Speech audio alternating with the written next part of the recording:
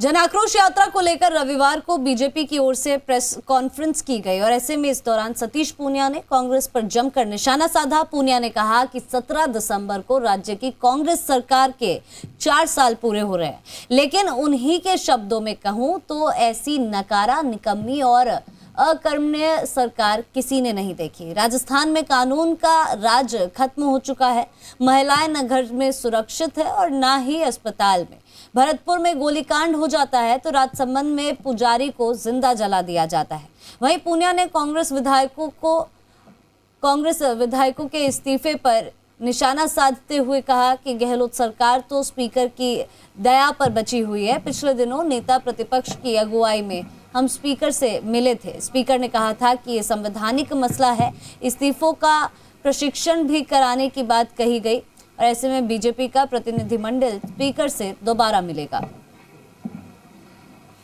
1 दिसंबर को इस जनाक्रोश अभियान का, इस जनाक्रोश यात्रा का आरंभ देश के हमारे पार्टी के राष्ट्रीय अध्यक्ष श्रीमान जेपी नड्डा जी 51 रथों की रवानगी से करेंगे।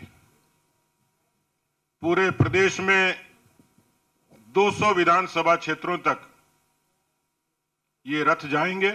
राजस्थान की जनता बदलाव चाहती है। राजस्थान की जनता कांग्रेस पार्टी के कुशासन से, जंगल राज से, भ्रष्टाचार से आजी जा चुकी है और यही एक ऐसा अवसर है जब भारतीय जनता पार्टी ने इस जन आक्रोश को मुखरता देने के लिए इन जन आक्रोश यात्रा का ये आयोजन किया है।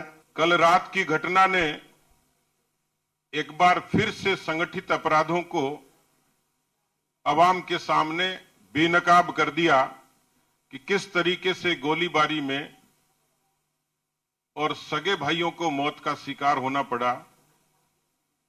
और तो और देवी देवताओं के उपासक भी वो इस सरकार की सरपरस्ती में सुरक्षित नहीं है। या तो उनको जला दिया जाता है या उनको जलने पर मजबूर होता है।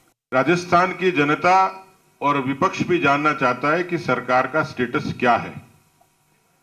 अभी तो तोते की जान इस्तीफों में अटकी हुई है, लेकिन मैं नेता प्रतिपक्ष से आग्रह करूंगा कि एक बार फिर से हम लोग इस पर स्पीकर महोदय से कम दोबारा से, क्योंकि एक समय बदल गया, लंबा समय हो गया, ये बात ठीक है।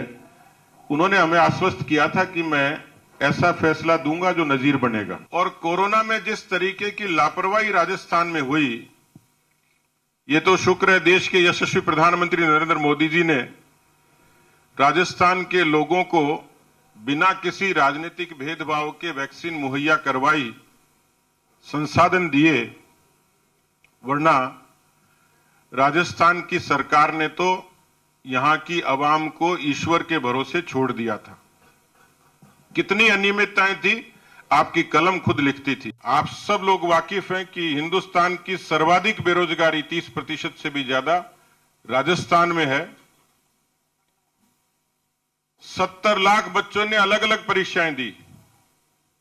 मुख्यमंत्री का सदन में नौकरी का आंकड़ा 1 लाख तक सिमट जाता है और कोर्ट में खाज का काम होता है कि जब रीट की चीट से लेकर जेईएन, फार्मासिस्ट, लाइब्रेरियन, तमाम किस्म की नौकरियों पर पेपर लीक होता है।